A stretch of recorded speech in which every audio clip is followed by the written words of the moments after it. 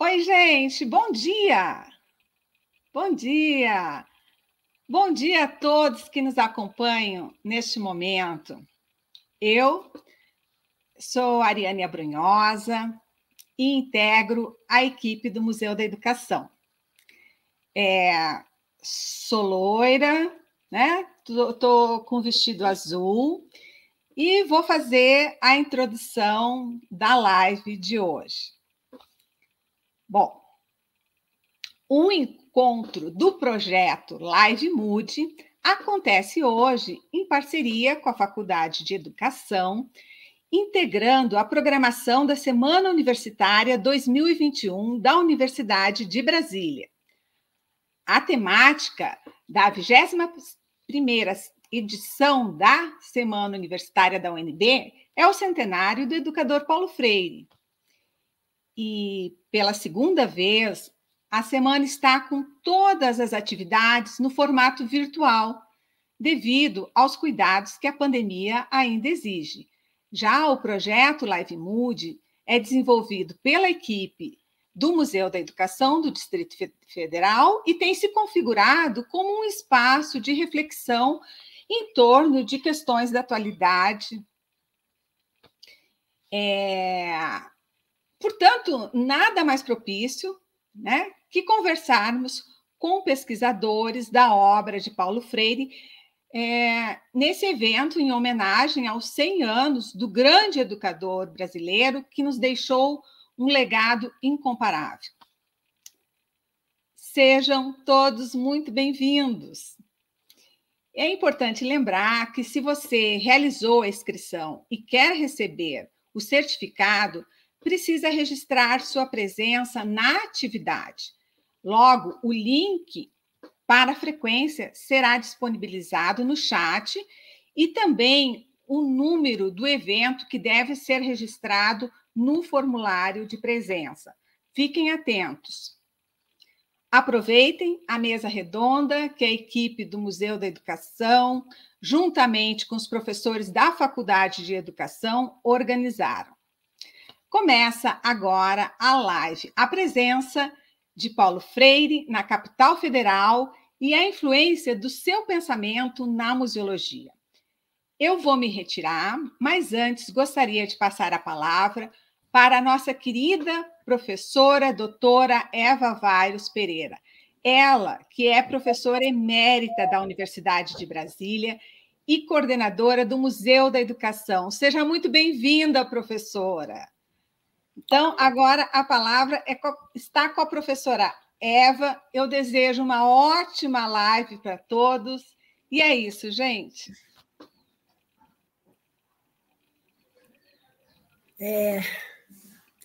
Muito obrigada, Ariane, pelas suas palavras tão simpáticas e generosas. Eu não vou mais me descrever como loira, porque eu já passei dessa fase.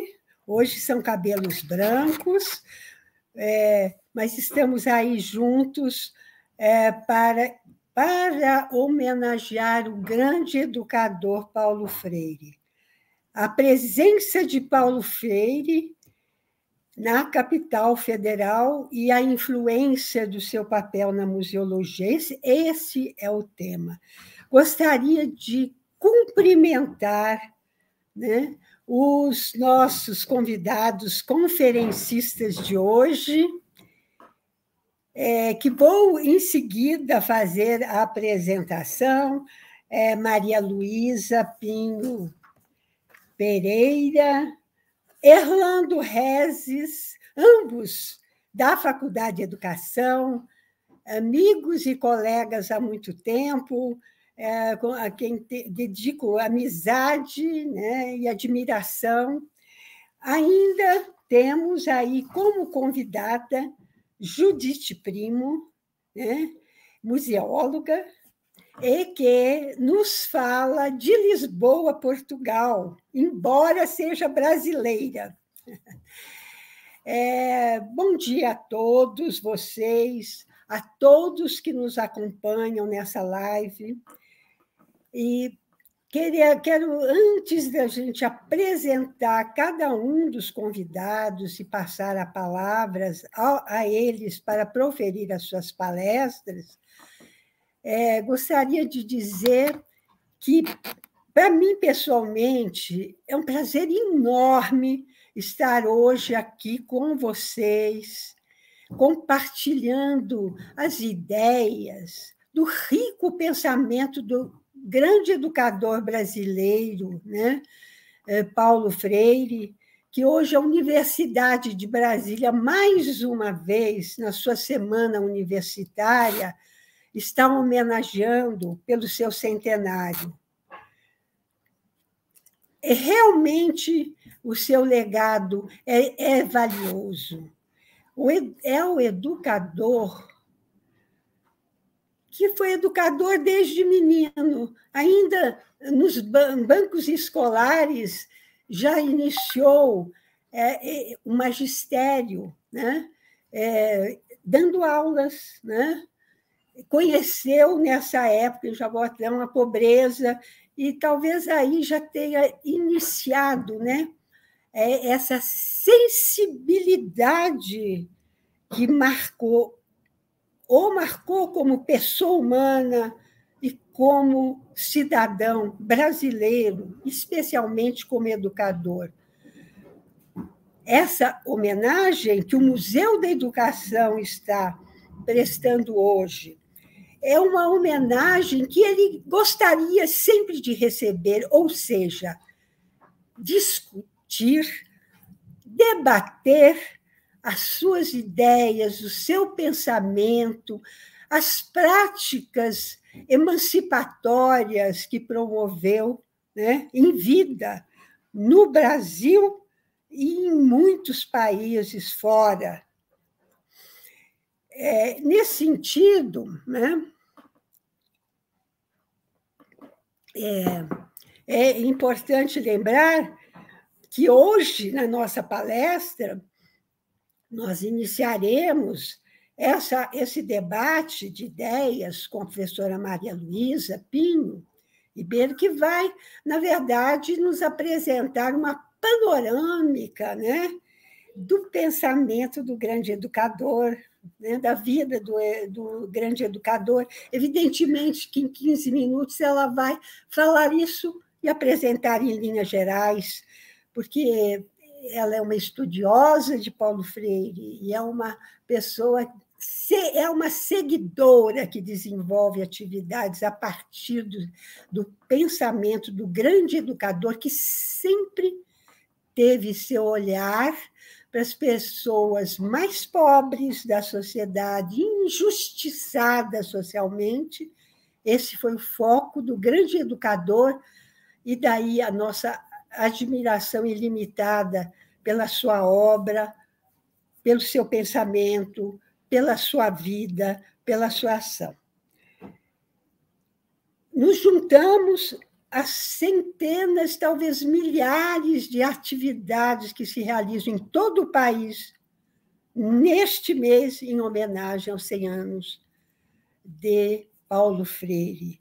Acho que é uma oportunidade única, especialmente no momento em que, lamentavelmente, algumas contestações de quem não poderia contestar, né, e ter como realmente um símbolo, né, na educação brasileira, o nosso grande Paulo Freire, o grande brasileiro. Muito bem. Eu gostaria, nesse momento, então, sem mais delongas, de iniciarmos a nossa conversa. Nós contamos com pessoas aqui ligadas e intensamente ligadas a essas ideias e ao pensamento de Paulo Freire. Vou iniciar, então, pela professora Maria Luísa Pinho. A professora Maria Luísa, minha amiga de longas jornadas, ela é professora aposentada da Faculdade de Educação da Universidade de Brasília. Mestra em educação por esta mesma instituição. membro do Grupo de Trabalho Pró-Alfabetização do Distrito Federal, GTPA, e o Fórum de Educação de Jovens e Adultos, né, do Distrito Federal. Esse é um percurso belíssimo que eu sou testemunha, né, que tenho acompanhado Maria Luísa. Membro representante do Fórum Distrital da Educação, do Distrito Federal, membro do Fórum Nacional de Redução das Desigualdades Sociais, mestre em Educação pela Universidade de Brasília, e a sua dedicação ao grande educador vem de uma prática educativa e pedagógica e política, no sentido de defender essas ideias, e a sua produção acadêmica, né, tem como foco exatamente a educação libertadora, né, educação popular, educação de jovens e adultos, educação profissional, comunidade de trabalho e aprendizagem em rede, pesquisação. A pessoa que me introduziu ao computador é Maria Luísa Pio Pereira, foi minha colega doutorado aí em Lisboa, viu, Judite? E eu aí escrevendo à mão, querendo máquina datilográfica, ela me disse, eu já tinha 60 anos, ela me disse, Eva, não é possível que aqui, com tantos computadores, você vai escrever a sua tese à mão. Então, por isso, minha admiração, meu carinho a Maria Luísa. Então, essa é a sua palestra, digamos, o foco da sua palestra, Maria Luísa Paulo Freire, concepções de educação e práticas educativas emancipatórias.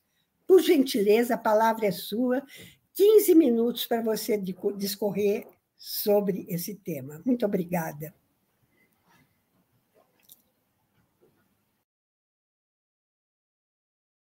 Som. Liga o som, Maria Luísa. Maria Luísa, o som. Bom dia, bom dia. A todos e todas. Eu queria muito agradecer esse convite à Eva, né, com essa minha apresentação tão carinhosa, tão generosa. A Raquel também, agradecer a Mariana, a Ariane, Judite, Yuri, que está aí, e o que vai também substituí-lo, ou que vai substituí-lo. E acho que esse momento é um momento de nós realmente compartilharmos um caminho que fizemos, né? Que, na verdade, com o Paulo Freire, foi no movimento estudantil já em 62, 63. Né? Foi ali que eu encontrei Paulo Freire. E não me considero uma seguidora, até porque ele não queria, viu, Eva? Ele dizia sempre assim, quem quiser me seguir, não me siga. Né? Reinvente, recrie. E eu queria também me solidarizar e saudar, né, o MUD por esse momento, de algumas perdas que não foram poucas neste país, né, e que não foram, na verdade, senão vítimas de um governo genocida. É muito triste o que a gente está assistindo, né, e mais do que triste, é muita responsabilidade nossa que estamos vivos de continuarmos a luta pela derrubada desse governo.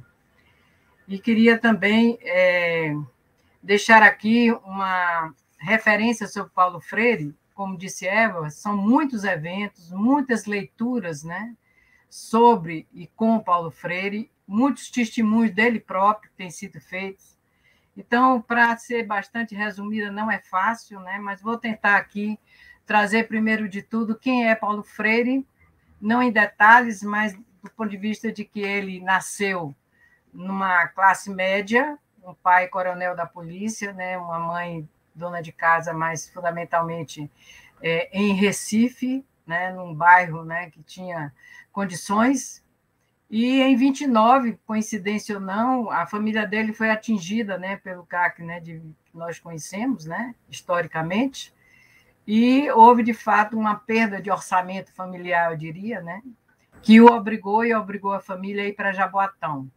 E ele revela exatamente em Jaboatão essa queda, né, na sua condição de classe média, mas ele revela a importância que isso teve na vida dele de conviver com os mais pobres, inclusive famintos. E isso para Paulo Freire é importante porque dá a ele muito cedo, né, a possibilidade de conhecer as desigualdades sociais e nessas desigualdades assumir de fato uma perspectiva de uma posição de classe, não apenas de origem, né, que é de classe média, mas de uma posição de classe pela luta da classe trabalhadora. Essa posição ele vai construindo ao longo de sua vida e passa, então, 40 e poucos anos no Brasil, tem o autoexílio, né, por 15 a 16 anos, retorna ao Brasil e falece aos 75 anos e alguns meses, né?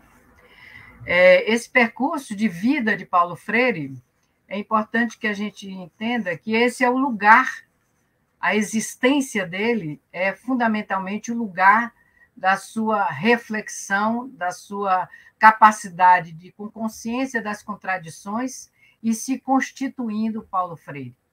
E esse é o primeiro elemento que eu considero importante na compreensão do pensamento de Paulo Freire. Não foi um pensamento dos livros apenas, nem da experiência apenas. Foi uma conjunção, sobretudo, de uma praxis política pedagógica que ia instigando a repensar, a avançar, e sempre de uma forma muito coletiva e compartilhada. E aí a gente entende que o pensamento dele, a produção intelectual dele, se deu em 3 dimensões.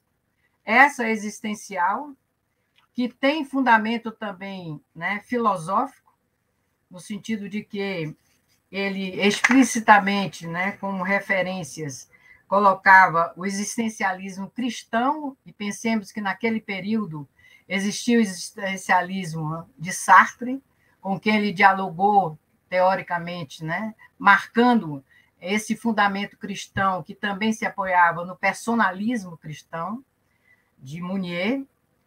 Ele também referia-se à fenomenologia, ou seja, aos entendimentos dos fenômenos a partir deles próprios, dentro de suas leis de condução, de processo, de entendimentos, né, da própria realidade. Ele se apoiou também em Hegel, mas fundamentalmente no materialismo histórico dialético.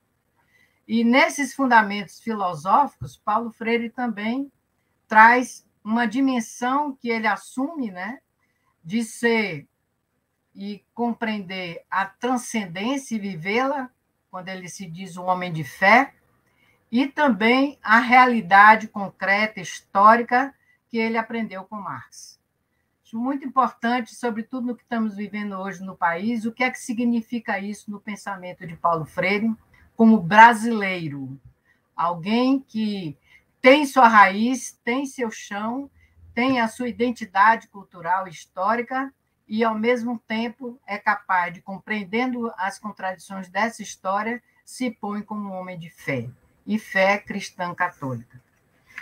O outro elemento importante, além da base existencial e dos fundamentos, né, filosóficos e até teológicos, né, Paulo Freire colocava no encontro com as pessoas o lugar de conhecer também o mundo a partir da escuta sensível, que era uma escuta, né, em que ele se esvaziava para dar atenção ao outro.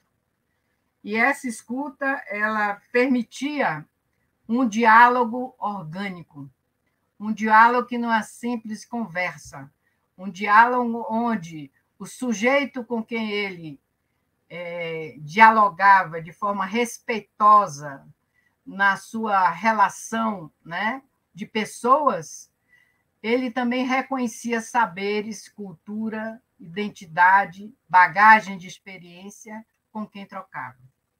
E aí o leque de possibilidades de pessoas com as quais ele aprendeu muito, né, vai desde a sua família, onde a chamada, né, diversidade religiosa se colocava ali já com muito respeito entre um pai espírita e uma mãe católica, ele trouxe para o ambiente, né, de aprendizagem, né, na escola que teve, nas condições como estudante, mas também, para além da família e do ambiente de aprendizagem, todos os ambientes de trabalho, inclusive o SESI, onde ele também contribuiu naquela fase inicial do pós-Segunda Guerra Mundial. E é importante entender esse processo, né, para entender que o pensamento de Paulo Freire era um pensamento dinâmico, né, eivado e penetrado por todos esses encontros que, historicamente, ele fez com o Andarilho. E um Andarilho, né, que foi para o mundo, né, como exilado, e também lá continuava, né, fazendo seus encontros, né, e participando de encontros com pessoas militantes.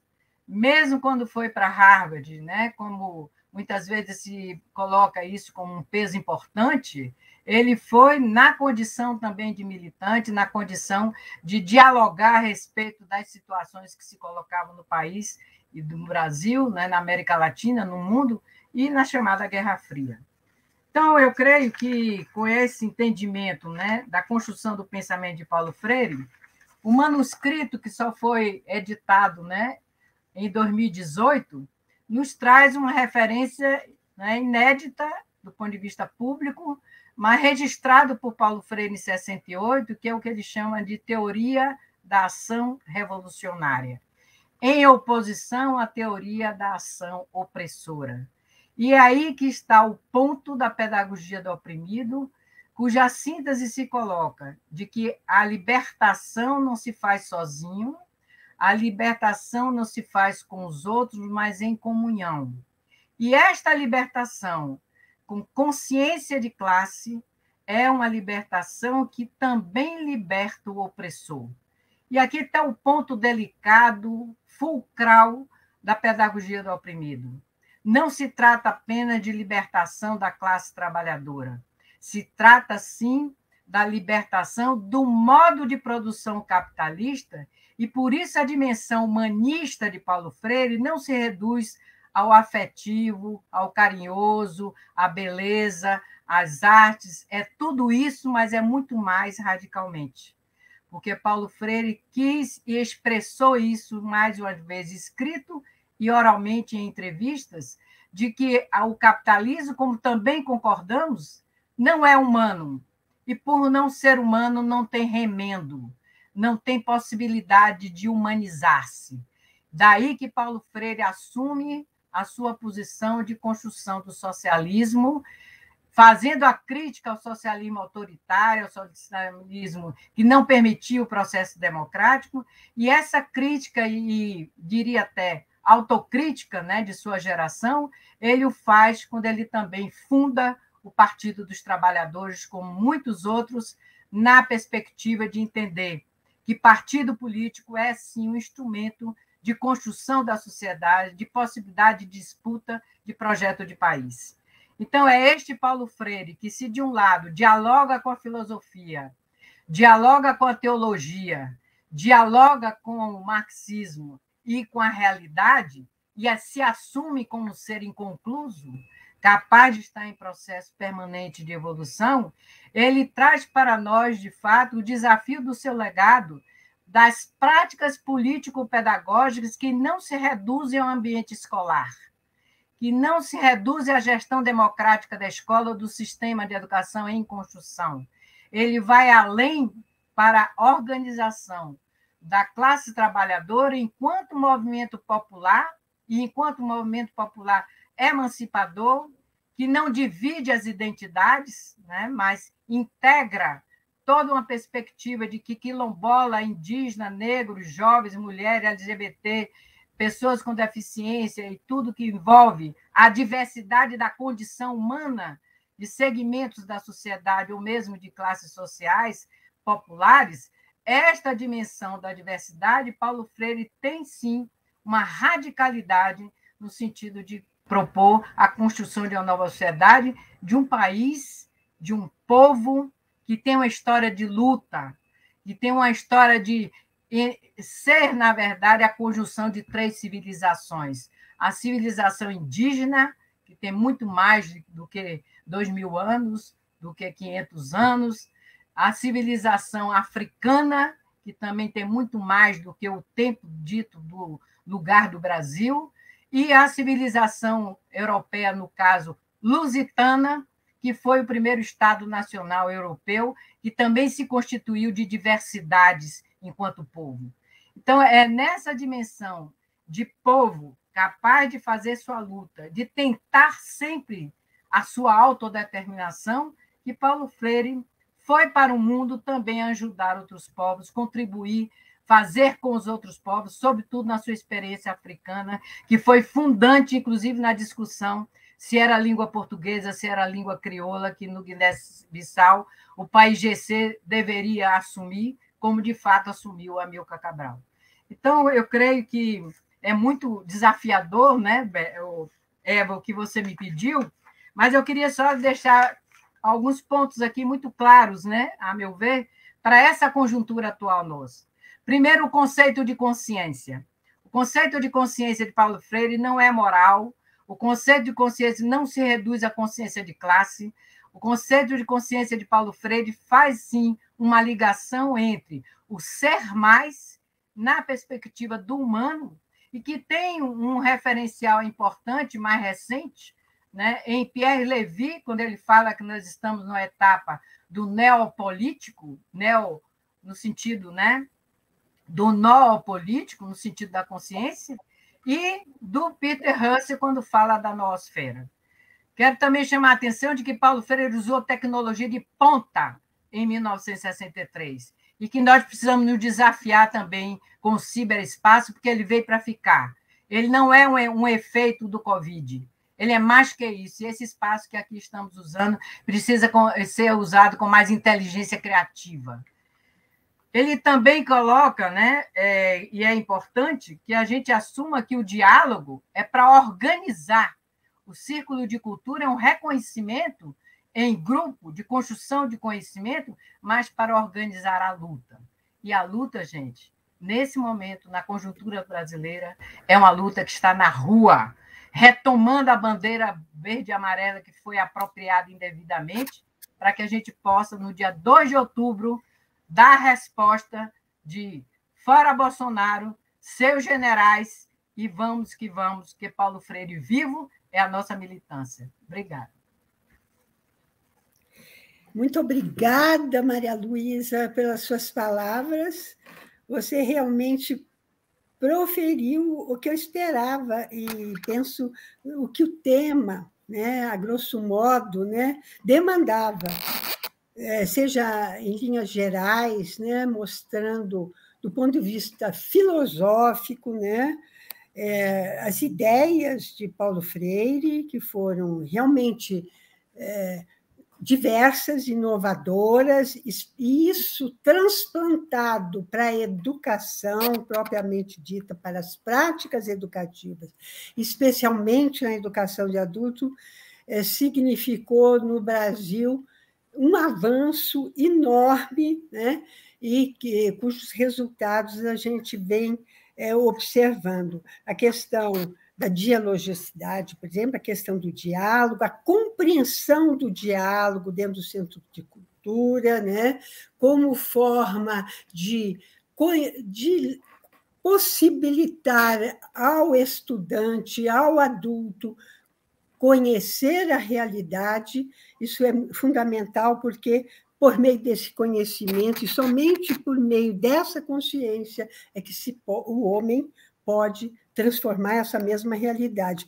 Então, penso que você colocou de forma brilhante e, digamos, a interrupção desse processo no Brasil, lamentavelmente, foi a ditadura militar, né, que prendeu, na verdade, o grande educador durante 70 dias.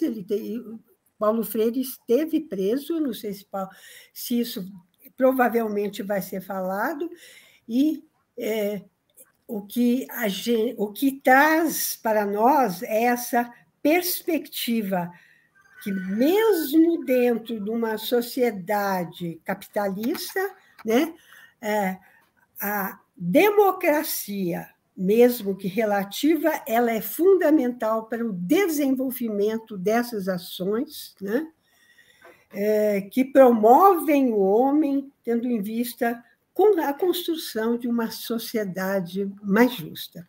Eu agradeço demais e aplauso, né, a sua palestra e digo o seguinte, o público presente que nos acompanha, por gentileza, tem aí um espaço para comentários, por favor, se manifestem, façam perguntas, isso é muito importante para a condução dessa própria live, para esse debate. Em seguida, nós vamos apresentar o professor Erlando Rezes, também nosso colega da Faculdade de Educação. Eu gostaria de um parênteses para dizer que ambos, né, Erlando e Maria Luísa, reiterar, são dois professores da Faculdade de Educação da Universidade de Brasília, e a Faculdade de Educação é nossa parceira nessa atividade que estamos promovendo, e é importante ressaltar isso, porque essa atividade está fazendo parte da programação da própria Faculdade de Educação na Semana Universitária. E, particularmente, saudar, né, a professora Raquel Moraes, que coordenou todo esse processo e essa proposta da nossa live, nossos agradecimentos pela dedicação e por esse trabalho que você tem feito junto ao Museu da Educação.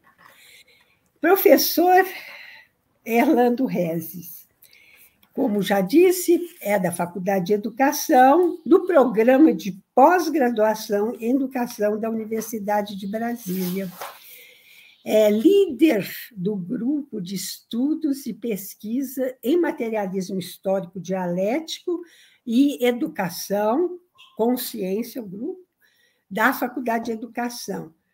E, além de, né, teorizar, trabalhar, formar estudantes em todos os níveis, o professor Erlando Rezes é educador popular, desenvolve programas de educação popular, e certamente ele nos informará sobre essas atividades também, né? É sociólogo, doutor em Sociologia pela Universidade de Brasília, com pós-doutorado em Educação pela Universidade de Londres.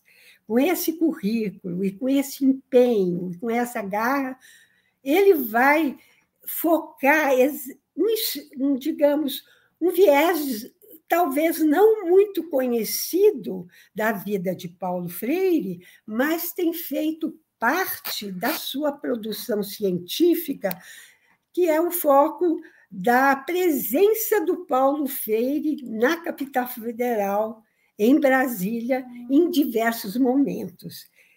Por favor, Erlando, fique à vontade, a palavra é sua. Bem, bom dia a todos, todas, todes. Cumprimentar aí a querida Eva Svairos, que nós temos um carinho imenso, né, uma admiração. Eu que pude conviver com ela na Faculdade de Educação um bom tempo, ver o MUD, né, Museu da Educação, surgir ali, processo embrionário dentro da Faculdade de Educação, muito nos honra estar aqui, né, como convidado. Tive acesso à sua tese, uma belíssima tese, salvo engano, mais de 500 páginas, né? Eu li alguma coisa, pude ali extrair alguns elementos do que Eva fez, elaborou acerca da União Soviética, sobre a educação à distância, enfim, uma tese belíssima que eu recomendo. Cumprimentar a professora Maria Luísa, aí, que fez uma exposição interessante acerca do legado e pensamento de Paulo Freire, a Judite Primo, né, que vai nos brindar aí depois da minha apresentação, a Ariane está aí com a gente, mediano, Mariana está aí, estudante, né, ajudando nesse processo técnico aí, Raquel Moraes, que fez a inscrição dessa atividade nesta nossa Semana Universitária 2021, que tem aí como tema o centenário de Paulo Freire. A Brenda, já aproveitando que a Eva falou dos nossos trabalhos alinhados à educação popular, a Brenda, que está aqui ajudando nos bastidores, ela foi do Formancipa, né? Formação Integrada e Emancipadora de Acesso à Educação Superior, ajudando na área de física, né, para que estudantes do ensino médio e egressos pudessem entrar, e tem entrado na Universidade de Brasília, né? Então, a Brenda esteve com a gente durante um bom tempo. E ao Yuri e Keliane, que estão aí fazendo a interpretação de Libras. É isso. Então, eu vou me conduzir aqui. Será que vai ser possível aí projetar slides? Eu enviei para a Mariana, não sei se vai ser possível, vamos ver, para controlar um pouco o meu tempo aí, de 15 minutos, que eu já gastei um pouquinho aqui agora com essa apresentação. Opa, está aí. Está aí, né, um Paulo Freire aí colorido, né, já demarcando aí a sua, digamos, fase final de vida, que se vinculou à perspectiva da diversidade, né? Ele assumiu ali, em Pedagogia da Esperança, um reencontro com a pedagogia do oprimido, né? Essa fase, né, que é chamada de pós-moderna de esquerda ou progressista, né? Onde ele se alia muito ao pensamento de Edgar Morin, por exemplo, né? Puder passar, não sei se é a Mariana que está passando, acho que sim.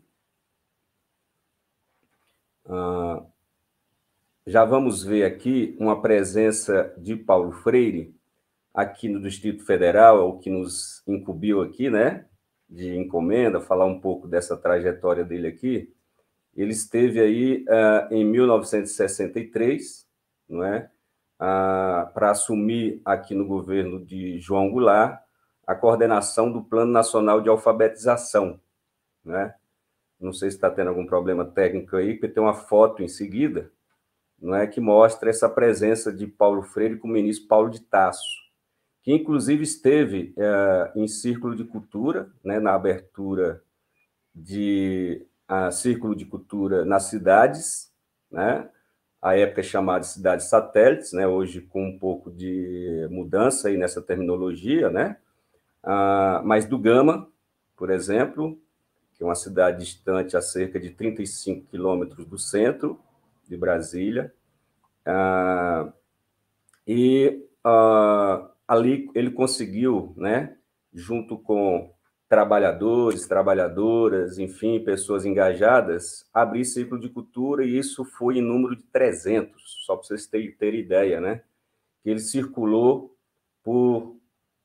Está aí a foto, né, nesse ciclo de cultura, que é de setembro de 1963, inclusive aniversariando nesse mês, né? Essa foto aí, fazendo aniversário. Eu acho que se der um F5 aí resolve, não, Mariana? Para aumentar a tela. Tá pequena aí.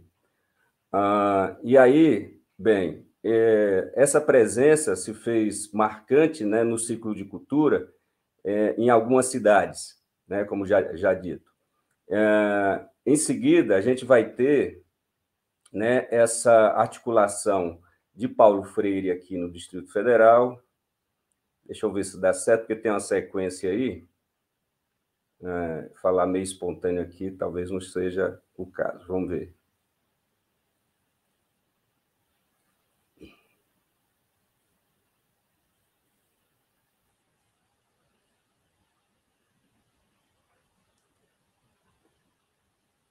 Bem, vamos falando aqui, porque não está dando para ampliar aí, né? Tentou F5?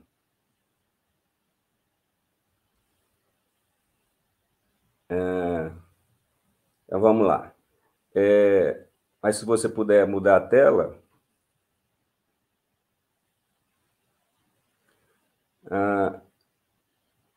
Isso, né?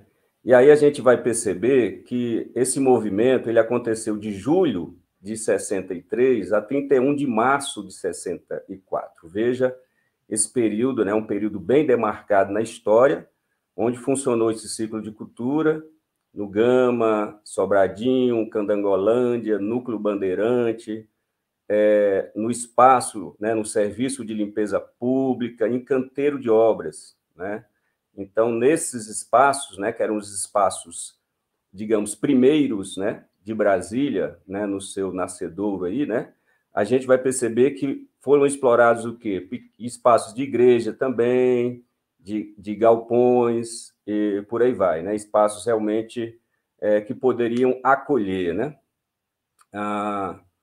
É uma pena que não está podendo ler, mas o que acontece? Ali a gente vai perceber, deixa eu aqui tentar abrir o meu.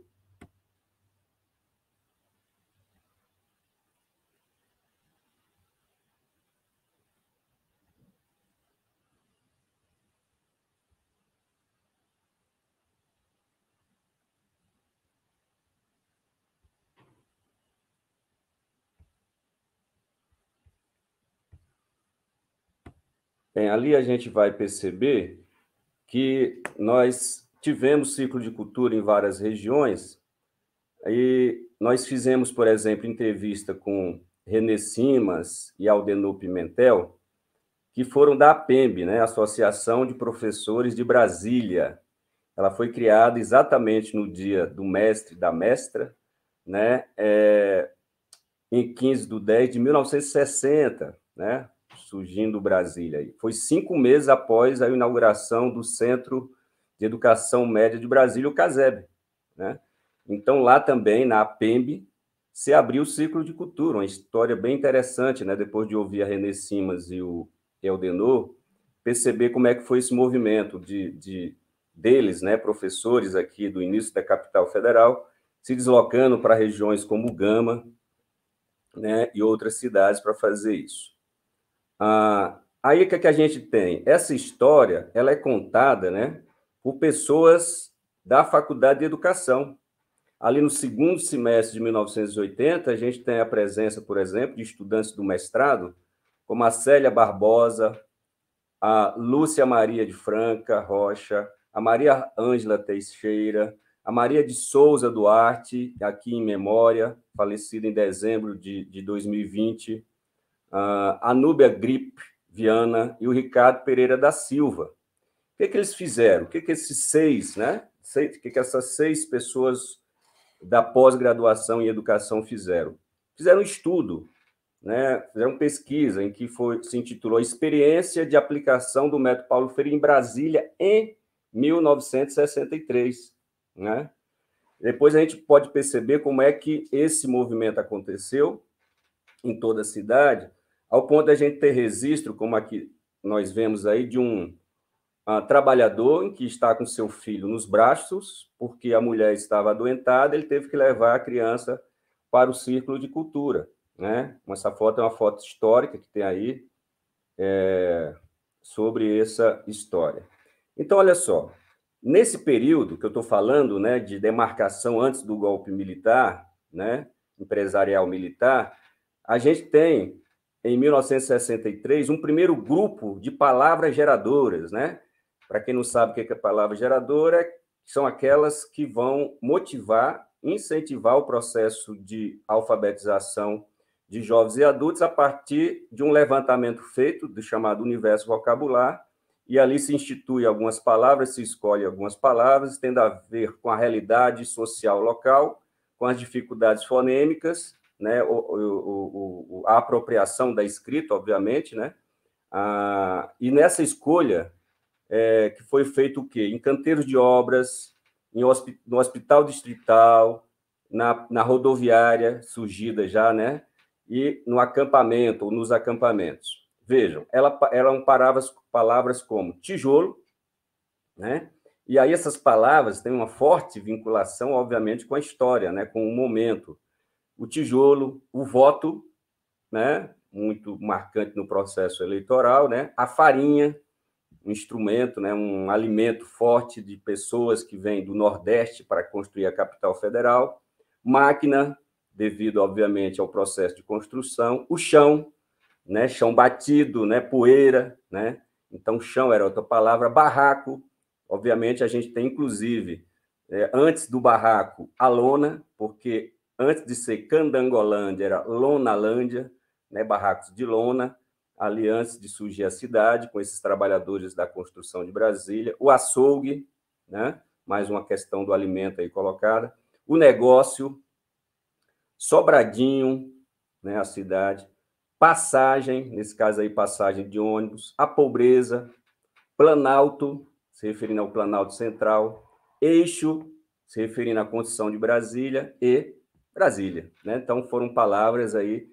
marcantes no processo de alfabetização aqui dos Círculos de Culturas, 300 Círculos de Cultura. E aí, o que nós percebemos? Um movimento de instituição desta campanha, ou desse Plano Nacional de Alfabetização. Primeiro, em 1963, acho que voltou aqui, eu estou vendo que parece que voltou, né? Voltou um pouco aí, né?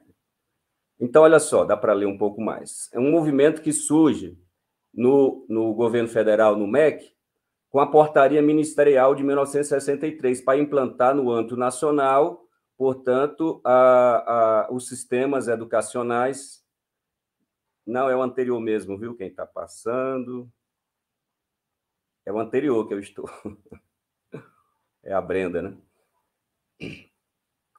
Para implantar nos sistemas educacionais, portanto, o projeto ou o processo de alfabetização, da campanha de alfabetização. É o próximo, tá, Brenda? E aí, com isso, gente, depois dessa articulação em nível nacional, a gente tem um movimento em nível local para se instituir aqui uma Comissão Regional de Cultura Popular do Distrito Federal, que era para desenvolver e avaliar a experiência de alfabetização em Brasília, pelo médico Paulo Freire, né? E aí, bem, instituir depois o Plano Nacional de Alfabetização, que acontece, vejam vocês aí, se é que dá para ler, no último item, né, em 21 de janeiro de 1964, vejam essa data, né?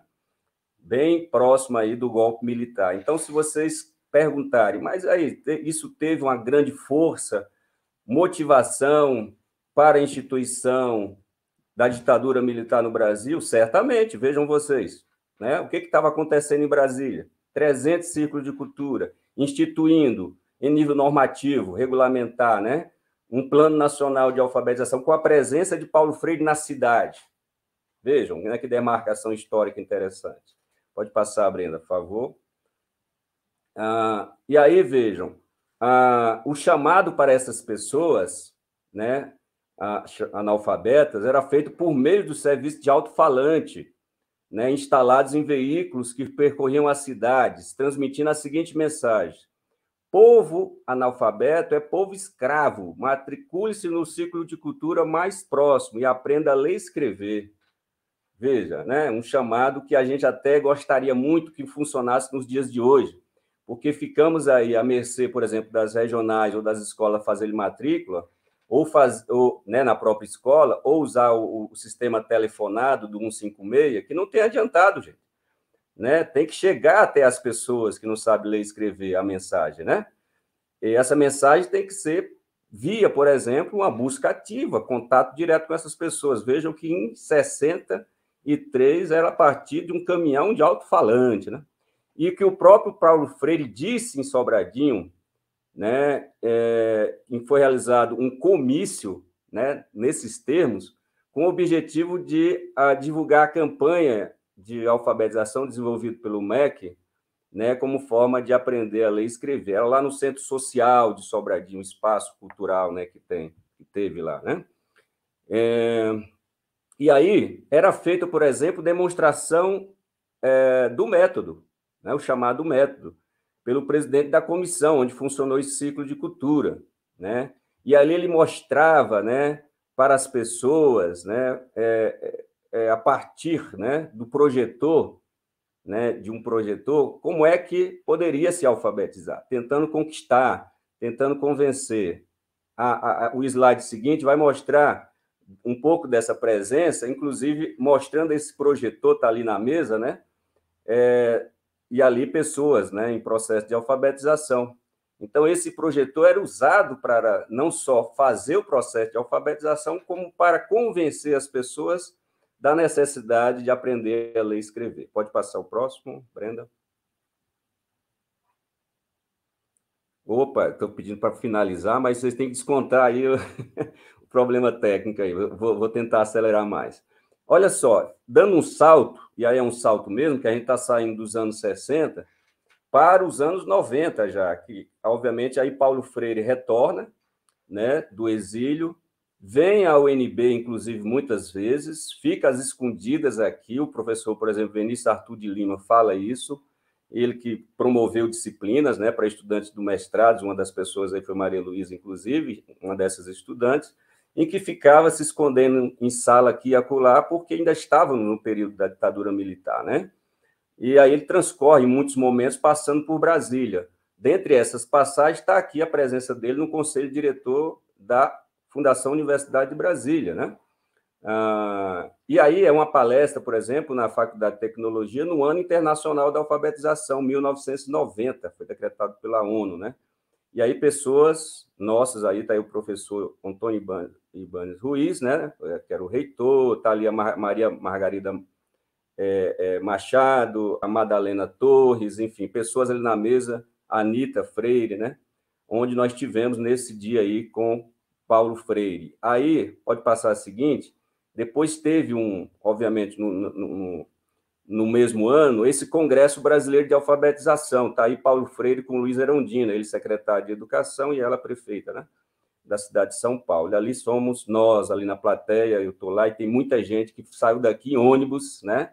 Pessoas ligadas aí ao GTPA, Grupo Trabalho por Alfabetização, hoje Fórum EJA, né? Acrescentou, obviamente, depois de 2002, que estiveram presentes aí neste dia, lá em São Paulo. Pode passar, Brenda, acelerar mais aqui. E aí, já partindo para a fase final de Paulo Freire aqui em Brasília, aí é o último instante dele aqui, em 1996, quando ele esteve no primeiro Fórum Regional do PROALFA, né, que é o Programa de Alfabetização aí do Governo Democrático Popular de Cristóvão Buarque, e aí a entrada dele lá no Quarentão, onde era um espaço cultural, né, onde tinha muita, obviamente, agregação, né, onde tem um filme histórico, inclusive, aí está no YouTube, né, Negro Sai, Branco Fica, do Adilei Queiroz, mostrando que era um espaço, inclusive, de batida da polícia para usar aí da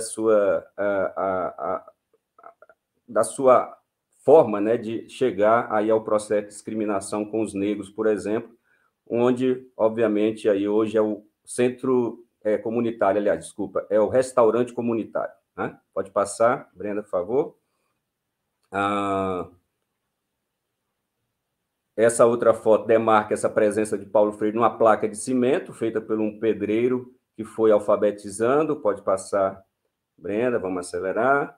Aí é o seu Valdivino, o pedreiro que foi alfabetizado pelo Método, junto com Paulo Freire, nessa data de 1996, onde reuniu mais de 2.000 pessoas nesse espaço. Ali a Madalena, Maria Madalena Torres, pode passar, que é do CEPAFRE, né?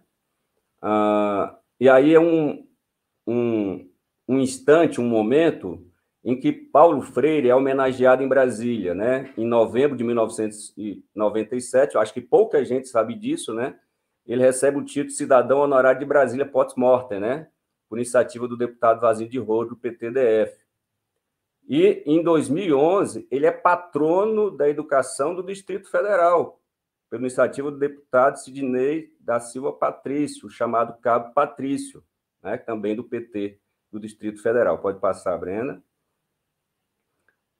E aí, a instituição, né, da Semana Universitária em 2011, que nós tivemos também uma referência a ele nos seus 90 anos de nascimento, que ele recebeu o título de doutor honoris causa post-mortem durante a Semana Universitária, né, que foi aí uma indicação do Centro de Memória Viva, em EJA, Educação Popular e Movimentos Sociais, coordenado por nós na Faculdade de Educação. E aí a presença de algumas pessoas que estiveram, obviamente, à frente desse momento, professor ali a Leila Maria de Jesus, do CEDEP, a Madalena Torres, do CEPAFRE, professor Carlos Alberto, da FE, professor Fávrio aí, Antônio Fávrio, sobrinho em memória, né, nos deixou aí por conta da Covid, professora Laura Coutinho, do MUD, inclusive, né, e também aposentada da FE, a professora Maria Luísa está aqui, e eu lá na ponta, e lá na frente estava falando, discursando em nome da Faculdade de Educação, para a homenagem à professora Carmenias Jacobino Aires, né? Que era a nossa diretora. Pode passar, por favor. E, para finalizar, Nós estamos com esse círculo aí, círculos freirianos, né? Toda segunda-feira à tarde, e com 10 encontros, é um curso de extensão. Até convidamos vocês, o próximo evento agora na segunda-feira, às 14h30, vai ser sobre gênero e pedagogia feminista, né? Para a educação como prática da liberdade, né? Com pessoas convidadas que têm estudam, pesquisam sobre esse campo, inclusive do SOS Corpo, né? Instituto Feminista para a Democracia, a Carmen Silva, por exemplo, e a Paula Vielmo, que estuda gênero e educação. E os outros encontros, esse vai ser o 8º, né? Estão aí no canal do Grupo Consciência da FEL-UNB.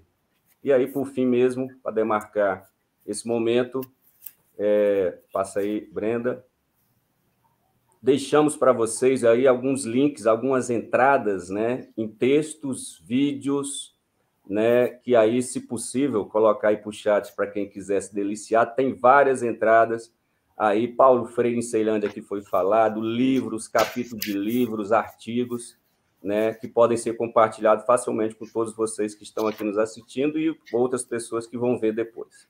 Obrigado aí ao Moody, obrigado a Eva, a todos aqui que possibilitaram essa participação nossa aqui, viu?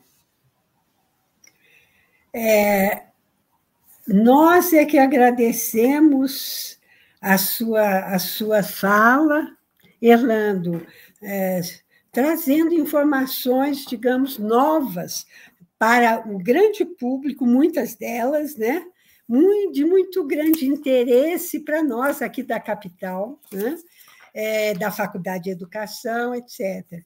O que nos chamou muita atenção, aliás, esse é um fato conhecido, eu gosto muito de reiterar essa questão, que o trabalho que Paulo Freire vinha executando, ele ganhou fôlego com o governo Jango Goulart, uma vez que, né, havia uma conjuntura favorável, uma perspectiva de introduzir no país mudanças, digamos, conjunturais e algumas estruturais que nos legasse um novo patamar, né, dentro do planeta, né?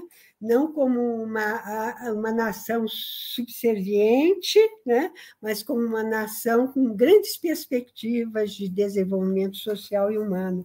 Então, dentro disso, a educação tem um papel fundamental. E dentro desse plano nacional de educação, que outros educadores lutaram tanto, como Anísio Teixeira, né? Como outros que agora me ocorre, importantíssimo, estava o Plano Nacional de Alfabetização, que ia seguir exatamente a experiência, né, de uma educação libertadora em plano nacional, e isso teve início aqui, é isso que você nos traz, teve o seu projeto piloto aqui em Brasília. Então, a Brasília tem um papel importante, e essa questão histórica é colocada, nossos grupos de pesquisa na Faculdade de Educação têm estudado, já publicamos, estamos agora publicando o 3º livro sobre a história da educação, desde os primórdios, agora entramos no período da ditadura. Então, essa questão é muito importante. Só para terminar o comentário sobre a sua fala, eu acho que a imagem diz muito mais, às vezes, que as palavras. Aquela imagem do trabalhador sendo alfabetizado com a filhinha no colo mostra bem, né, o que Paulo Freire pensa quando diz em humanizar a educação e a sociedade. Muito obrigada mesmo. E agora vamos passar para a nossa 3ª e última palestrante, não é? A professora Judite Primo.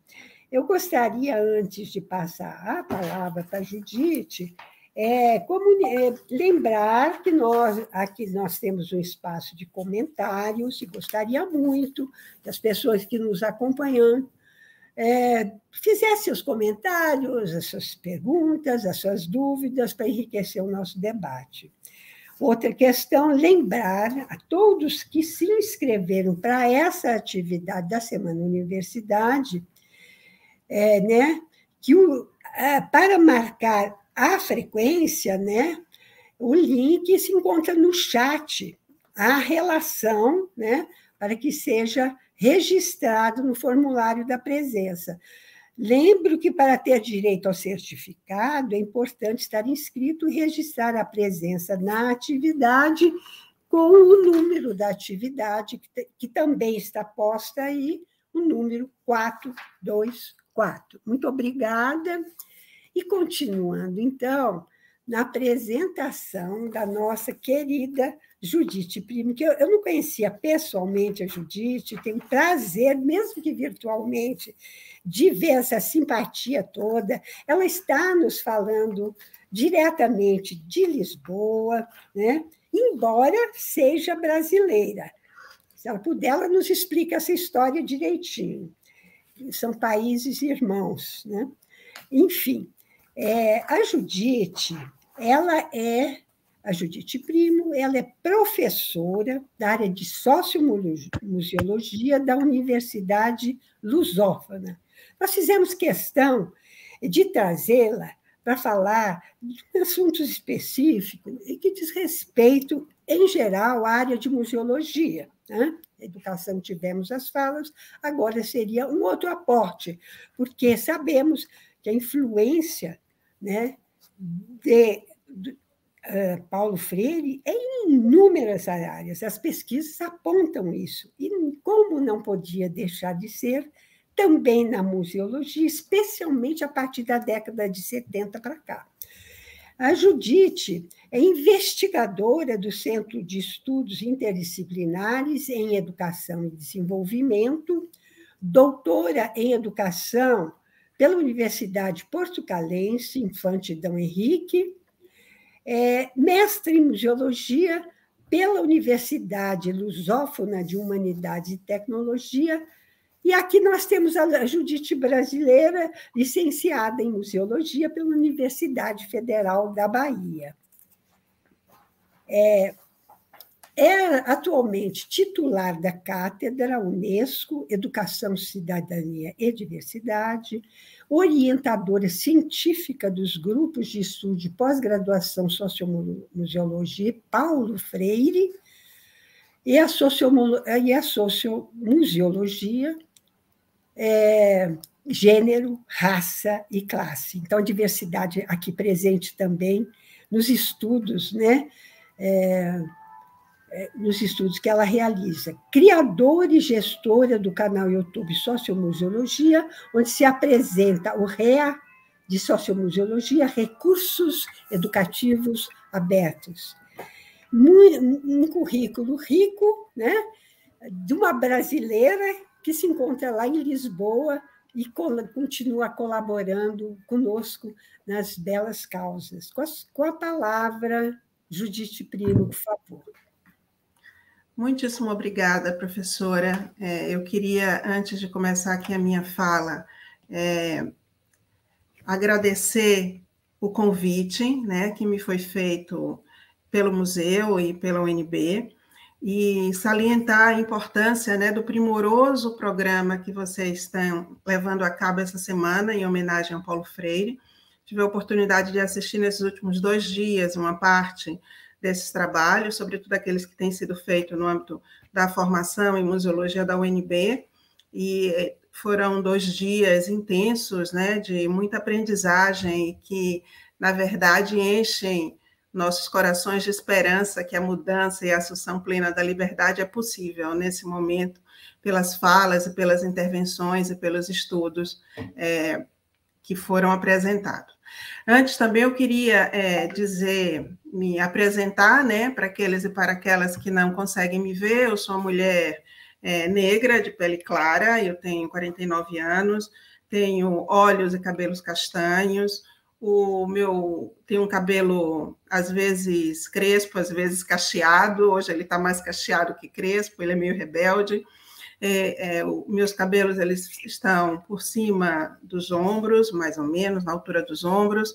Eu visto um vestido azul índigo, mas aqui na tela parece como se fosse um azul escuro. Uso óculos da mesma cor e uso brincos e anéis prateados. Como eu vou me mexer, vocês vão ver aqui os meus anéis. Eu sou baiana, museóloga, professora e investigadora na área da sociomuseologia, como a professora Eva vos disse, e eu estou aqui em Portugal desde 1996. Concluí a minha formação em museologia na UFBA e segui aqui para Portugal para dar continuidade à minha formação, e aqui fui ficando. Além da museologia, o coração também me prendeu aqui, por questões pessoais, vivo ainda em Portugal e por trabalho também. Bem, como eu tenho 15 minutos, vou já começar. Eu gostaria, né, de começar essa intervenção citando o homenageado, né, de hoje, que é o Paulo Freire. Numa das muitas falas que ele nos deixou, mas tem uma delas que, de fato, toca-me muito, né, exatamente pelo seu caráter questionador em relação ao nosso lugar e a nossa postura no mundo. Então, o Freire nos pergunta, né, eu queria saber com o que e a favor de quem você sonha? Qual o sujeito beneficiário do seu sonho? É a burguesia que explora ou a massa deserta que sofre? E não basta que você me diga, eu sonho pela humanidade, porque a humanidade como abstração não existe. E é, portanto, esse Freire indignado, né, argumentativo, inquieto, contundente, que me tem inspirado para atuar na museologia, que me impulsiona e que acho que compromete muitos de nós que querem seguir num caminho de uma museologia dialógica, de uma museologia que tem o objetivo de afetar as pessoas, que reconhecem a indignação das pessoas que estão subalternizadas e com elas dialogam e interpretam o mundo em que vivemos. O Freire ele entra na minha vida, eu vou fazer aqui uma inconfidência, ainda muito cedo. Eu era adolescente e eu, desde criança, eu cometia um delito doméstico, que vou vos revelar, vocês não contam para ninguém, mas eu cometia sempre o delito de me apropriar indevidamente dos livros que estavam numa categoria de livros proibidos da minha casa. Então, o meu pai tinha uma coleção belíssima, encadernada com vermelho, muito bonito, e eu, além de chegar ao Jorge Amado por volta dos meus 10 anos, eu também acessei o Paulo Freire numa dessas minhas insurgências infantis e de adolescente. Claro que, quando o Paulo Freire chegou até mim, né, através desse meu delito, eu era adolescente, portanto, eu gostei do que li, mas a minha rebeldia de adolescente me fez duvidar bastante do que ele colocava, porque eu não revia isso no mundo tal qual ele se apresentava para mim. Mas aí eu chego na universidade, poucos anos depois, e na minha primeira aula de museologia, no meu primeiro dia de museologia, em São Lázaro, na UFBA, o Paulo Freire volta para a minha vida pela voz, pela prática, pela teoria da professora Maria Célia Teixeira Moura Santos, que eu acho que grande parte daqueles e daquelas que me ouvem conhecem a professora, ou conhecem os trabalhos da professora Maria Célia, a quem eu mando o meu mais caloroso abraço e o meu mais fraterno, né, agradecimento, porque foi na UFBA, no curso de museologia da UFBA, que eu aprendi a conhecer, a respeitar e, sobretudo, uma característica que eu depois percebi que é muito comum entre nós da museologia, a canibalizar o Paulo Freire, ou seja, a compreender o Freire, mas utilizá-lo em respeito às minhas necessidades, em respeito às necessidades daqueles e daquelas que estavam envolvidos em trabalhos comigo nesse campo da museologia. E foi também na UFBA que me abriu caminhos, né, para eu acessar professoras, e vou falar aqui mesmo no feminino, professoras que foram me abrindo mais portas para eu decodificar o Paulo Freire. E aqui eu estou a pensar na professora Clara, professora Maria Célia, na professora Cristina Bruno, na Valdisa Rússio. Eu acho que elas três foram as minhas primeiras palavras geradoras, né? Porque foi a partir dela que o meu universo vocabular ele foi se expandindo e eu fui chegando a outros autores e a outros territórios. Primeiro, inevitavelmente, todas elas me conectando com Paulo Freire, mas também me abrindo aqui um leque de outros olhares, né? O Varrini, o Mário Moutinho, o Pierre Merin, o professor Regis Lopes, Aldalice Prioche, e tantos outros que eu, inevitavelmente, vou me esquecer. Mas eu também não posso deixar de falar do próprio movimento de Nova Museologia, que é um pouco sobre isso que eu tenho aqui que discutir com vocês, né? Foi também por meio dessas aberturas que eu cheguei a Portugal, tornei-me aqui professora, e ingressei ao lado de muitos e muitas outras que estavam assumindo a sociomuseologia como uma escola de pensamento herdeira exatamente desse movimento de Nova Museologia, que advogava em prol de uma museologia dialógica e respeitosa dos direitos humanos. Na verdade, essa minha conexão com esse pensamento de Freire, né, e que eu vou também buscando compreender como a museologia foi impactada pelo Paulo Freire, né?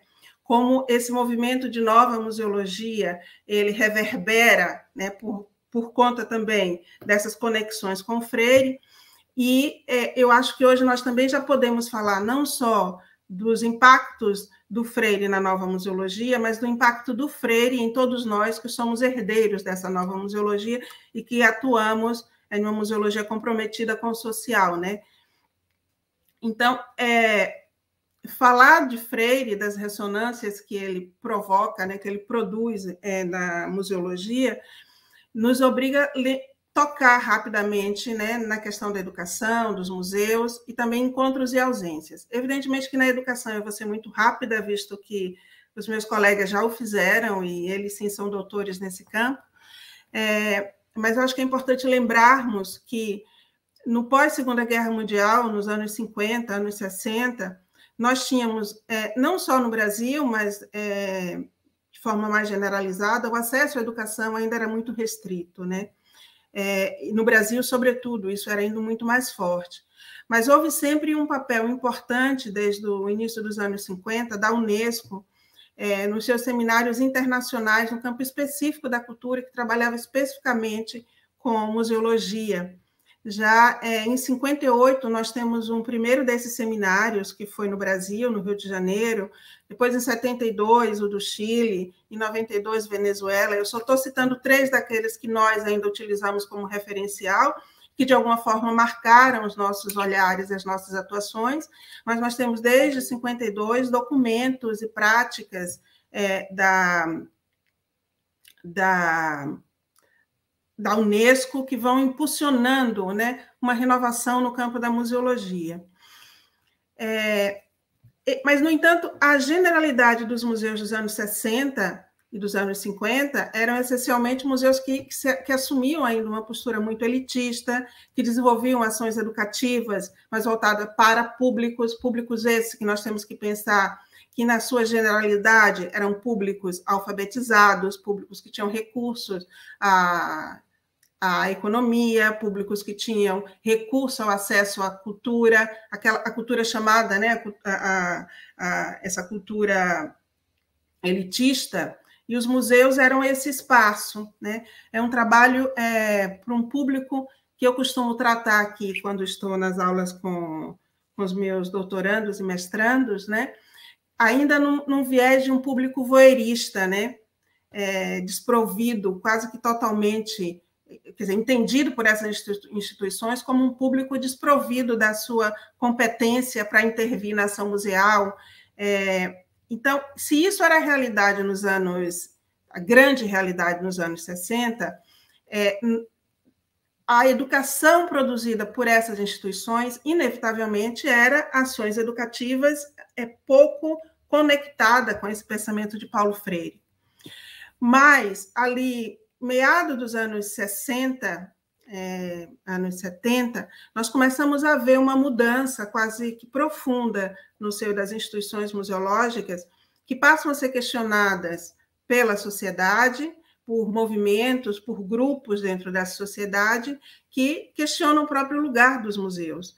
E nesse questionamento, os museus, ou melhor, as pessoas que atuavam no campo da museologia, vão buscar alternativas para esse caminho seguido até então, e vão produzir desenhos diferenciados, modelos diferenciados de museus, que vão nos conduzir àquilo que hoje nós chamamos de nova museologia, ou de sociomuseologia, enquanto herdeira dessa nova museologia. E aí eu falo de encontros, né? Porque... E ontem o professor Clóvis, né, nos chamou também a atenção de que muitos desses encontros que nós falamos na museologia também são ausências, né, são desencontros. E a primeira presença do Freire na museologia é, na verdade, uma presença pela sua ausência, e que isso acaba criando um mito, né, gerador, né, dessa nossa relação. Porque o professor Hugues de Varrini, em 1970, ele... convida o Paulo Freire para presidir um instituto que estava a ser desenhado e que vai ser criado em 71.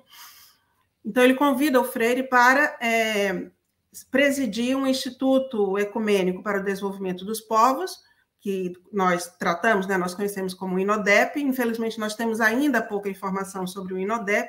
A Moana vai trazer uma tese, a Moana Souto, certamente, que vai nos indicar alguns desses caminhos, que hoje ainda estão meio obscuros. Então, o INODEP ele tinha a função de ser uma ONG, né, uma instituição não governamental, institucional, ecumênica, que tinha por objetivo promover novas formas de cooperação para a promoção e desenvolvimento em territórios como África e mesmo América Latina. Então, após conhecer ainda mais, né, na relação de trabalho, né, e pessoal, o Paulo Freire, o Varrini, em 72, que era então presidente do ICOM, Conselho Internacional de Museus, ele convida o Freire para ser um dos oradores, o orador principal do seminário que ele estava a organizar, juntamente com a Unesco, que seria, né, um seminário regional e não mais um seminário internacional. Essa mudança ela é significativa. E esse seminário vai ser, até hoje, para nós, um marco fundador, né, desse movimento de nova museologia. Então, perdi-me para... Mas, na verdade, o Freire foi impedido de estar conosco, né, em 72, e a sua ausência, né, provocada aqui pela não aceitação do seu nome, pelo então governo brasileiro, estamos a falar de um governo de ditadura, vai criar aquilo que eu chamo desse mito originário, né, dessa relação do Freire com a museologia. E aí o Varrini, ele, ao longo desses 50 anos, ele nos tem fornecido vários dados para nós entendermos melhor qual seria a proposta do Freire, né, nessa sua relação com a museologia. Então, Ai, gente, meu tempo já está acabando, eu não falei nada. Dá-me mais 2 minutinhos, por favor. Não, a gente concede, sim. Termina o seu pensamento, por favor. Ai, muito obrigada. Termina, pelo menos, as ideias principais, que nós temos muito a aprender com você. Muito obrigada, professora. Então, o Varrini, ele diz-nos que uma das ideias que o Freire tinha, né, na conversa com ele, era exatamente estabelecer um diálogo com os participantes desse evento para se pensar um museu libertador, né, a partir das suas práticas. E, por isso, eu também percebo no campo da museologia e no movimento de nova museologia que foi se construindo, se reforçando ao longo dos finalzinho dos anos 70, sobretudo anos 80 e anos 90, que na verdade, uma museologia que vai recentrar, né, as suas atividades, né, saindo daquela triangulação clássica de de objetos, edifício e público, né, para uma nova triangulação de patrimônio, territórios e homens sujeitos, né, que era assim que se chamava na altura.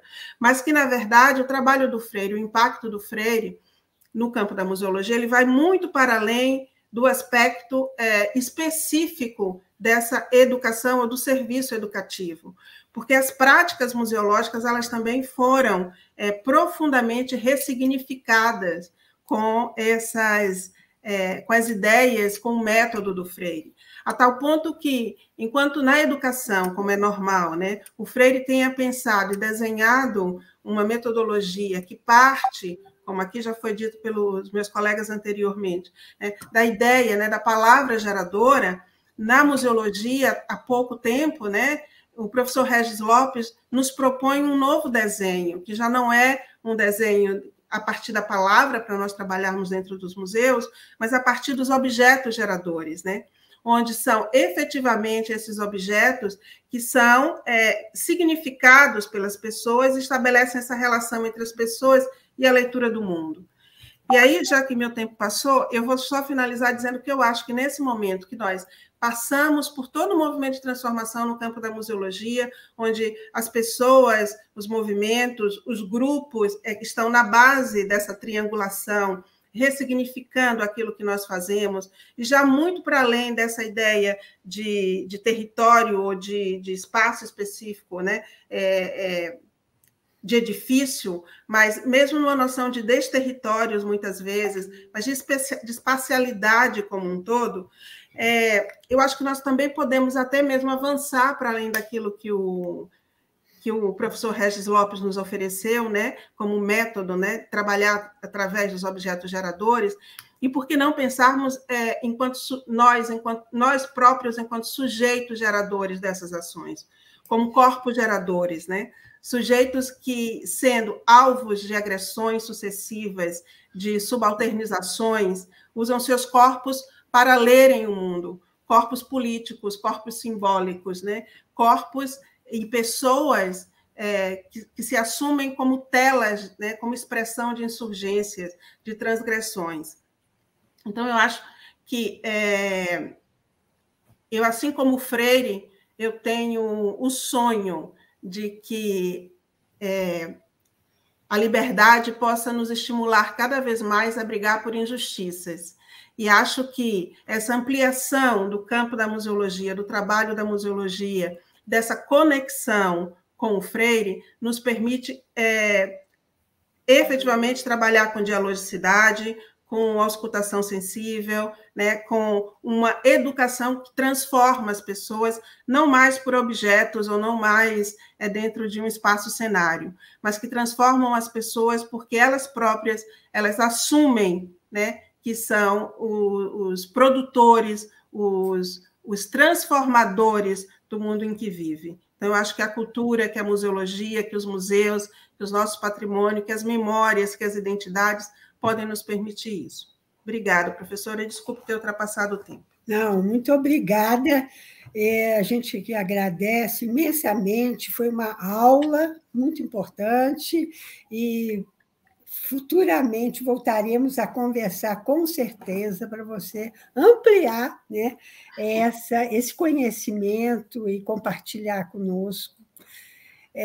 Eu gostaria, então, de parabenizá-la, como aos outros conferencistas, especificidade. Muitas pessoas não têm, a maioria das pessoas que não são do campo da museologia, ou não tem certa relação, não conhece, né?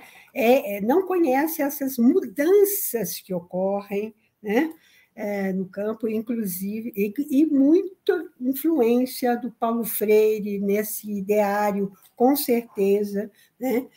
Que vem de uma necessidade humana e uma necessidade social enorme nesse momento, onde a estrutura da sociedade não mais, né, pode perdurar, né, da forma que se encontra num capitalismo selvagem, né, e agressor, isso em função da sobrevivência da própria humanidade. Então, isso parece, de certa forma, explica, né, por que as influências dessas ideias transformadoras, né, e humanizadoras da sociedade, como do Paulo Freire, está realmente penetrando nas organizações dos movimentos sociais de forma, né, intensa. Eu agradeço enormemente, eu acho que nós teremos oportunidade, né, de continuar essa conversa, né, porque vamos agora abrir um espaço para o debate.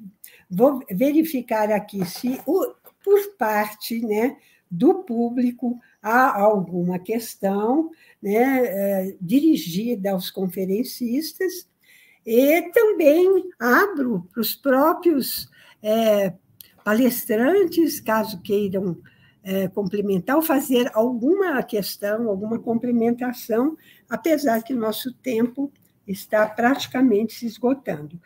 É uma pena, eu gostaria de ficar aqui 1 hora mais, 2 horas, ouvindo vocês e discutindo essa temática. Imagino que outros que estão participando, né, estudantes, professores, amigos, também tenham essa mesma impressão.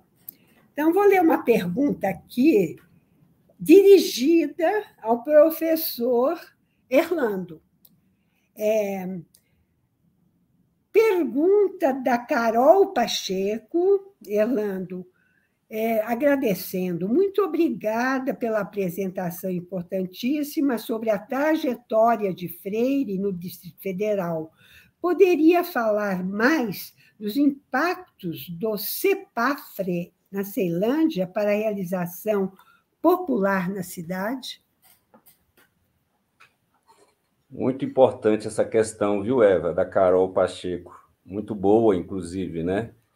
Porque ela dá sentido a essa presença de Paulo Freire com muita garra e ênfase em demonstrar quem foi Paulo Freire, né? Um sujeito da praxis, né? Antes de elaborar suas concepções teóricas epistemológicas, né? E dizer para a Carol e para todos que nos ouvem, né? Estão nos acompanhando aí, que, coincidentemente, hoje à noite, às 19h30, nós vamos ter um evento dedicado ao CEPAFRE, dentro da Semana Universitária, né? É um evento em que tem o título O Método de Paulo Freire em Ceilândia, 32 anos de história de alfabetização e educação de jovens e adultos do CEPAFRE. Coincidentemente, nessa mesma sala, Semana UNB, Sala 3. Já convido a Carol e quem mais quiser e puder participar, tá bom? Pelo próprio CEPAFRE. Nós aqui, como professor da UNB, só cadastramos a atividade, mas a participação é do próprio CEPAFRE. E aí vai ser legal de ouvir toda a história, que eu vou rapidamente, por causa do tempo, só dizer o seguinte... 2 minutos, por favor. Opa, sim, Eva. O CEPAFRE, ele surge de uma movimentação dentro da Faculdade de Educação junto à cidade. E ali nasce enquanto núcleo, né? Ali no meio dos anos 80, que só, como núcleo de alfabetização, que só em 89 se constitui enquanto centro, né? Como é hoje, por isso os 32 anos, né? Então, essa é uma marca importante. É importante dizer também que essa história está registrada brevemente na revista Linhas Críticas, número 37, Carol e demais pessoas, aí que pode se encontrar e também está nos links que eu enviei para essa apresentação aqui, né? Mas também pode ser encontrado aí na rede, né? Mundial de Computadores, revista Linhas Críticas, número 37, que tem um dossiê Paulo Freire, que motivados, né? Eu, Maria Luísa, Renato Hilário e Clarice, professora Clarice, a escrever sobre a história de Paulo Freire no Distrito Federal. Pegadas e presença de Paulo Freire no Distrito Federal, uma primeira aproximação, é o título, né? Do artigo. Uma primeira aproximação, já finalizando, porque vocês viram, a partir dessa minha apresentação, que tem elementos e mais elementos de Paulo Freire na cidade, que nós deixamos de falar ali por falta de acesso a materiais, que, inclusive, o MUD tem em seu acervo, né, materiais também registrados acerca de Paulo Freire. Só para vocês terem ideia, o Arquivo Público do Distrito Federal e por aí vai. Então, é fazer mais pesquisa para sabermos dessa presença de Paulo Freire aqui no Distrito Federal. Muito obrigada. Está, então, aí disponibilizada, né, nos links, né? A gente deve disponibilizar a todos os interessados, agradeço.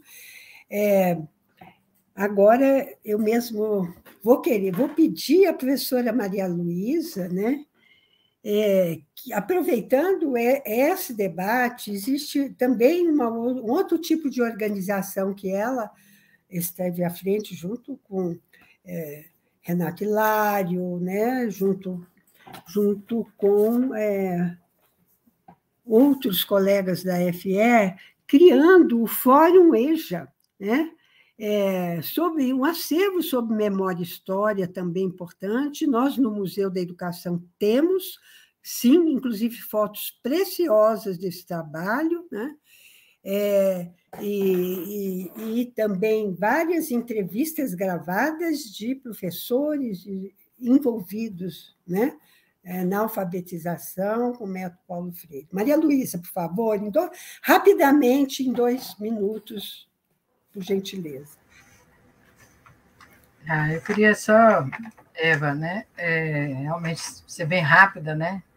Primeiro, numa questão que eu acho muito importante atualmente, a gente não reduzir Paulo Freire à questão da alfabetização. Na verdade, ele propôs um sistema Paulo Freire pensando em todo o processo, né, de educação libertadora, em todos os espaços, e não apenas na escola, como eu disse antes. Então, é uma atitude, né, libertadora de um processo que tem, sim, o diálogo como fundante desse processo, mas vai além da alfabetização de adultos. Eu acho muito importante, nessa conjuntura, a gente ter isso claro, né?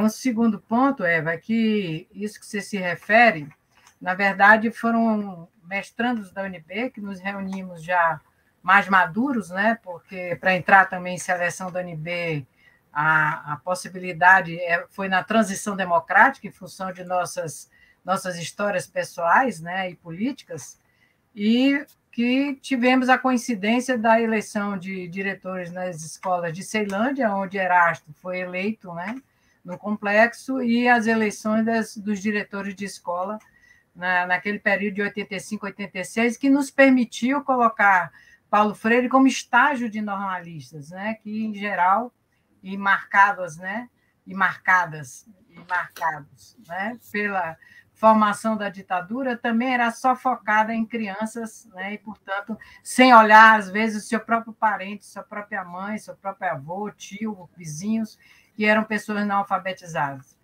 E foi essa a semente, né, colocada na Escola Normal de Ceilândia, que gerou um ambiente, juntamente com a transição democrática da UNB, à mesma época, a possibilidade de criar esse núcleo Paulo Freire de alfabetização, e que foi disseminando, né, germinando. Em 86, na crise política aqui do Distrito Federal, que houve demissão de diretores por não estarem aderindo, né, ao projeto Irmãozinho de Sarney, né, e a gente se lembra muito bem disso, foi interrompida e abraçada, de fato, por um movimento de jovens de Ceilândia, dos quais, né, veio em seguida a possibilidade de criar o CEPAFRE.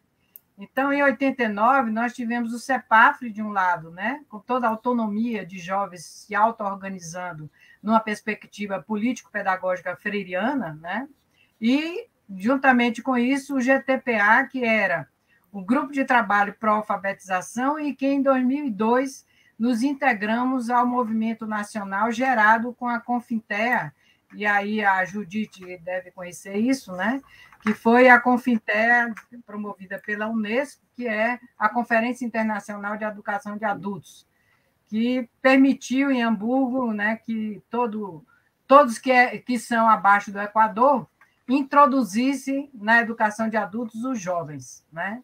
E, a partir daí, tivemos, de fato, uma dimensão internacional de encarar que, abaixo do Equador, jovens também eram carentes e demandantes de educação básica.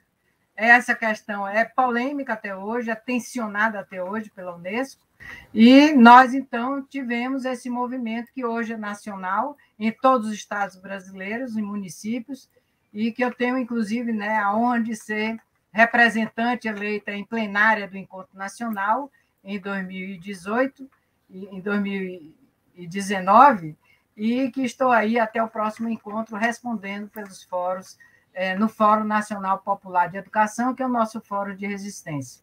Estou colocando tudo isso porque esse debate na museologia, né, e do museu, ele tem para nós, dos fóruns de EJA, um sentido de memória viva. Né? Em 2010, nós criamos os centros de referência com esse conceito de memória viva. E essa memória viva traz exatamente o esforço que foi feito de colocar o acervo de Osmar Fávero no fórum, no portal dos fóruns, criado em 2005. Eu deixei, inclusive, o link aí para nós, né, e também no YouTube, para que as pessoas tenham acesso ao que está lá chamado de Memória e História. É o maior acervo até o momento, né, da educação popular no Brasil, né, que é fruto exatamente do professor Osmar.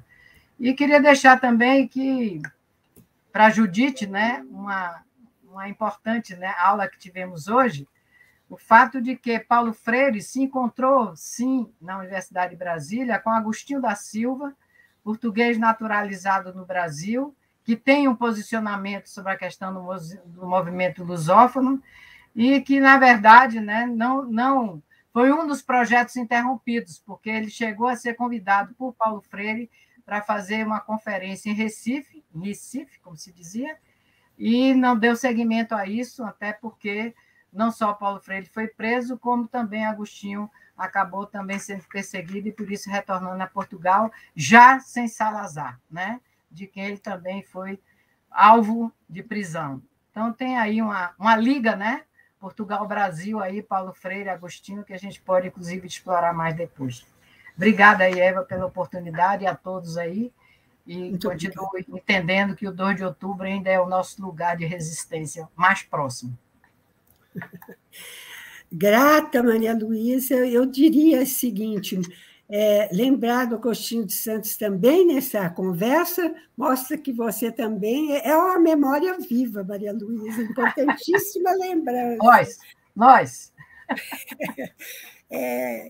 Eu gostaria, assim, para finalizar, dizer para a Judite que nós, com o Museu da Educação do Distrito Federal, que tem a sigla MUDE, a própria sigla já diz muito, e uma sigla criada por um estudante, que fizemos um concurso, né? E essa estudante, né, nos gerou essa sigla muito apropriada, né? E também, né, compartilhamos desta visão do museu funcionar dentro, né, da perspectiva da sociomuseologia, né, onde objetos serão meios de reflexão, de diálogo, né, de participação ativa, né, do visitante e das pessoas que estiverem em contato conosco nas atividades. Então, essa é a perspectiva, né? E gostaria, então, que você, para fechamento, nos dissesse um pouquinho como ver, né, efetivamente, na prática, essa mudança de concepção de museologia com a sociomuseologia. Muito obrigada. Eu que agradeço.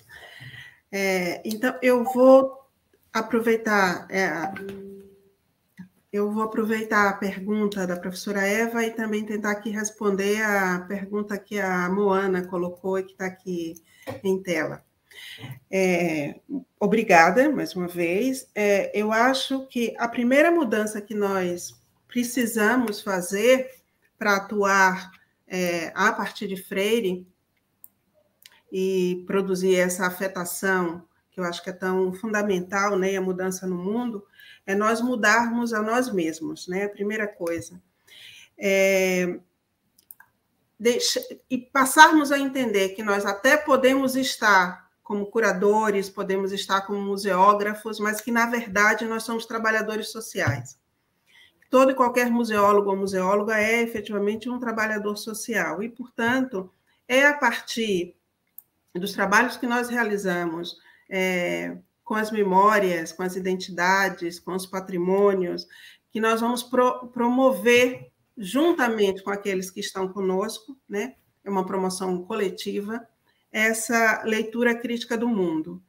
E se nós não, porque me parece que se nós, enquanto profissionais, enquanto pessoas que atuam no campo da museologia, não compreendermos que a mudança também nasce em nós, para que nós sejamos capazes, né, de plantar outras sementes de transformação, nós vamos deixar de atuar com uma museologia bancária, né, como fizemos por tanto tempo, e não vamos chegar a uma museologia da libertação, porque no meio do caminho nós vamos ser museólogos paternalistas. Então, eu acho que esse é um grande perigo do trabalho também, é que nós efetivamente entendamos aqueles e aquelas que trabalham conosco, e eu estou pensando aqui, trabalhar comigo, né? Trabalhar conosco são as comunidades, são os movimentos sociais, são as pessoas efetivamente, que não são mais voyeurs da instituição museológica, e que esses são sujeitos da história, que eles não são só receptáculos dessa história, portanto, fazem essa transformação. A diferença, professora, então, né, que nós identificamos em relação à nova museologia e à sociomuseologia, tem a ver exclusivamente com a própria potência da nova museologia, a transformação que ocorreu por meio da nova museologia, do nascimento de novas tipologias de museus, tipologias essas que deixam de estar centrados nas áreas disciplinares que davam origem às coleções e passam a ser museus que têm uma conexão cada vez maior com a sociedade, o impacto na sociedade, mas que vai provocar em diferentes territórios no mundo modelos diferenciados e que carregam nomes diferentes para esses museus. Então, a gente tem os museus locais em Portugal, os museus comunitários no México, museus educativos, os museus sociais no Brasil, e isso nós fomos criando tipologias diferentes. O que a sociomuseologia procura fazer enquanto escola de pensamento é identificar nessas teorias e práticas que nasceram da nova museologia, mas que ganharam também outros corpos, né, ao longo deste caminho e outros desenhos, compreender que essas diferenças de nomenclaturas carregam em si uma série de pressupostos comuns e que tem, sobretudo, na base essa vinculação com o social. E, portanto, o que a sociomuseologia procura é buscar compreender, estudar e fomentar práticas no âmbito de uma museologia socialmente comprometida. Muito grata, Judite, você respondeu brilhantemente. A sua aluna, a Moana Sato, doutoranda, quase no finalzinho do doutoramento. Vi. Então, Moana Sato, muito obrigada pela sua questão, como outras que estão aí participando. Importante verificar como a professora Judite é querida pelas estudantes, os estudantes, não só ela, mas a Cláudia Pola também, a chamando de maravilhosa, minha mestra querida, Carol e outras. Parabéns, isso é um reconhecimento. E, aliás, reconhecimento é tudo isso que estamos colocando hoje, reconhecimento a Paulo Freire, esse grande educador brasileiro, essa figura, esse cidadão do mundo, porque ele não é só nosso.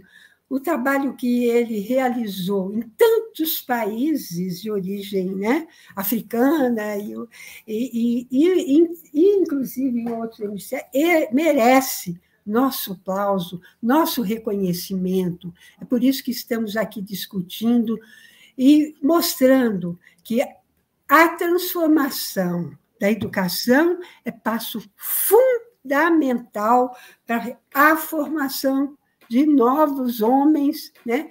Para que esses homens tenham condições, né, de transformar essa sociedade de forma que ela seja justa, sem desigualdades, sem fome, sem miséria, solidária. É o nosso sonho. E vamos, então, com isso, concluir, porque o nosso tempo já está esgotado, agradecendo enormemente a participação, especialmente dos nossos palestrantes, né, dos nossos conferencistas de hoje, Maria Luísa, Erlando e Judite, muitíssimo grata pela linda oportunidade de ouvi-los num assunto tão importante. Agradecer também a Raquel, da Faculdade de Educação, a Ariane, que apresentou esse programa, com toda a equipe do museu, sem a qual nós não realizamos as lives, porque é um trabalho efetivo de equipe, particularmente a Mariana, essa linda Mariana, que nos ajudou aqui na condução dos trabalhos, e também da UNB, o Decanato de Extensão, a Solange, que apareceu inicialmente, a Brenda, a Yuri e outros que estão aqui conosco ajudando, né, para que todos, democraticamente, mesmo os que não têm audiência, pudessem acompanhar esse trabalho. Yuri e Kelane, obrigada também. Um grande abraço afetuoso a todos, estamos juntos nesse caminho de mudar, de transformar a educação em todos os espaços, né? E transformar o homem para transformar o mundo. Muito grata a todos.